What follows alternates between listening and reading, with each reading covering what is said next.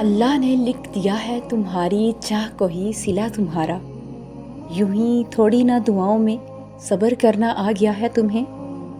قبولیت اور معجزوں کے اشارے اللہ یوں بھی دیتا ہے کہ نہ تمہارے دل کو انتظار سے تھکنے دیتا ہے، نہ تمہاری زبان سے دعاؤں کا سلسلہ رکنے دیتا ہے۔ جب اللہ دیکھتا ہے نا کہ تم نے اس پر بھروسہ کرنا سیکھ لیا ہے تو وہ اس بھروسے کا ہاتھ پکڑ لیتا ہے مضبوطی سے، اور تمہاری چاہت کو تم تک لانے کے لیے کن کا اشارہ کر دیتا ہے۔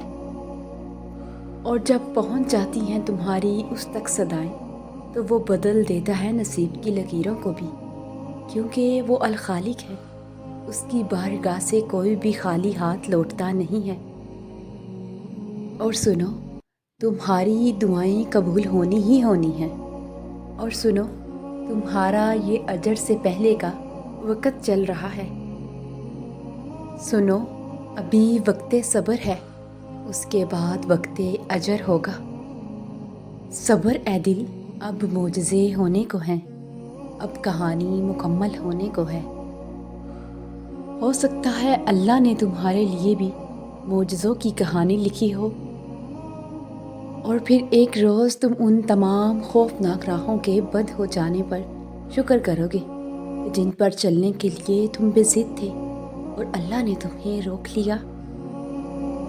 اور جو دعا سے بھی نہیں مل رہا تو سمجھ جاؤ اللہ نے اس سے بہتر آپ کو عطا کرنا ہے۔ اللہ پہ یقین رکھنے سے وہ بھی مل جاتا ہے جس کی ہمیں امید بھی نہیں ہوتی۔ دنیا میں اگر کوئی قابل بھروسہ ہے تو وہ اللہ کی ذات ہے۔ اور تہجد ایسی مرہم ہے جس کے بعد نہ کوئی زخم ستاتا ہے اور نہ کوئی غم رلاتا ہے۔